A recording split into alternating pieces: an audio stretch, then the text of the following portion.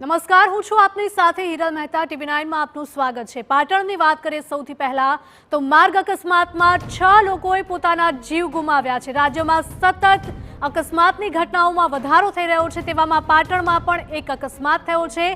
ST bus અને રિક્ષા વચ્ચે અકસ્માત સર્જાયો હતો। સમીર-રાધનપુર હાઈવે પર આ દુર્ઘટના સર્જાઈ।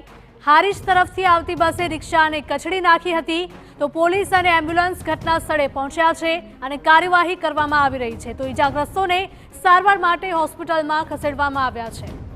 તો પાટણમાંથી પણ ગમખ્વાર અકસ્માતના દ્રશ્યો સામે આવ્યા। માર્ગ અકસ્માતમાં 6 લોકોના મોત થયા છે। એસટી બસ અને રિક્ષા વચ્ચે ગમખ્વાર અકસ્માત સર્જાયો। સમીર-રાધનપુર હાઈવે પર આ દુર્ઘટના સર્જાઈ। સંવાદદાતા સુનિલ જોડાયા છે વધુ અપડેટ સાથે। સુનિલ, જણાવશો કે પાટણમાં અકસ્માતમાં 6 લોકોએ જીવ ગુમાવ્યા છે, શું વધુ અપડેટ?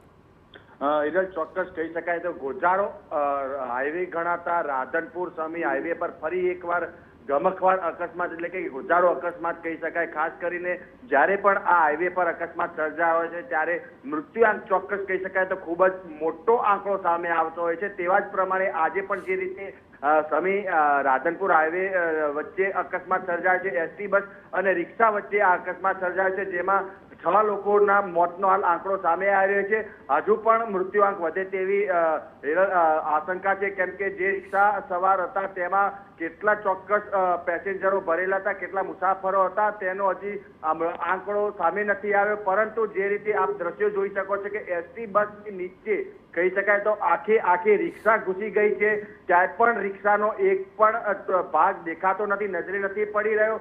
આખી રિક્ષા જે નીચે આવી જતા, ટાયરની નીચે આવી જતા આપ દ્રશ્યોમાં પણ દેખાઈ રહ્યો છે કે જે કેટલાક મૃતદેહો પણ નજરે પડી રહ્યા છે। કચ્ચર ઘાણ વળી ગયો છે લોકોનો અને આ તમામ લોકોના લગભગ મૃત્યુ થયા હોય તેવી આશંકા છે। હાલમાં કહી શકાય તો 108 એમ્બ્યુલન્સ, પોલીસ આ તમામની જે ટીમો છે તે ઘટના સ્થળે પહોંચી છે અને આગળની જે કહી શકાય છે હાઈવે પર ટ્રાફિક સર્જાઈ રહ્યો છે, ટ્રાફિક દૂર કરવાનો એક બાજુ પ્રયત્ન ચાલી રહ્યો છે, બીજી બાજુ કોઈ રીતે આ રિક્ષામાં કેટલા લોકો હતા, ક્યાંથી આવતા હતા તેની હાલ પોલીસે તપાસ શરૂ કરી છે।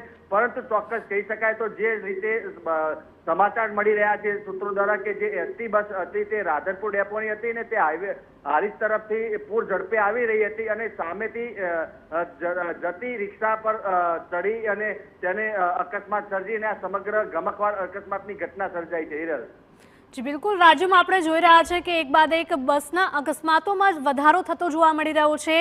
રાજકોટ બાદ હવે પાટણમાંથી પણ આવા દ્રશ્યો સામે આવ્યા। બસનો અકસ્માત થયો છે। બસ ચાલકોની ક્યાં બેદરકારી સામે આવી રહી છે? આ ઘટનામાં બસ ચાલકનું કોઈ નિવેદન સામે આવ્યું છે કે કેમ, અથવા તો તે પીધેલી હાલતમાં હતો કે કેમ?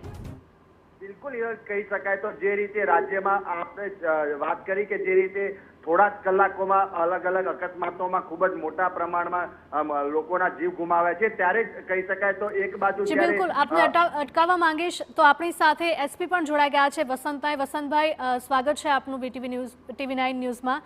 જે પ્રકારની આ ઘટના સામે આવી છે, પાટણમાં માર્ગ અકસ્માત થયો, 6 લોકોના મોત થયા છે। એસટી બસના ડ્રાઈવરનો કોઈ નિવેદન સામે આવ્યું છે, કોઈ સીસીટીવી ફૂટેજ સામે આવ્યા છે કે કેમ? અત્યારે તો જે ટ્રાફિકની સમસ્યા હતી એને દૂર કરવામાં આવી છે અને જે લોકો ઇન્જર્ડ હતા, જે મરણ પામ્યા છે, બધાને હોસ્પિટલમાં ખસેડવામાં આવ્યા છે અને કેવી રીતે અકસ્માત થયો, કોની ભૂલ છે એ તપાસના કામે તપાસના નિવેદનમાં કામ આવશે।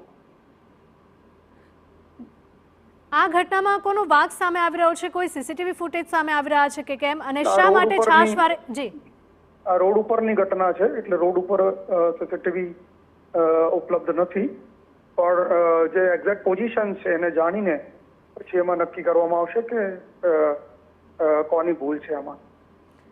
જી બિલકુલ, આપ અમારી સાથે જોડાયા તે બદલ આપનો આભાર। તો એસટી બસ અને રિક્ષા વચ્ચે એટલો ભયંકર અકસ્માત થયો કે જેમાં 6 લોકોએ પોતાના જીવ ગુમાવ્યા છે અને અનેક લોકો હજુ પણ ઈજાગ્રસ્ત છે, જેમને તાત્કાલિક હોસ્પિટલમાં ખસેડવામાં આવ્યા છે।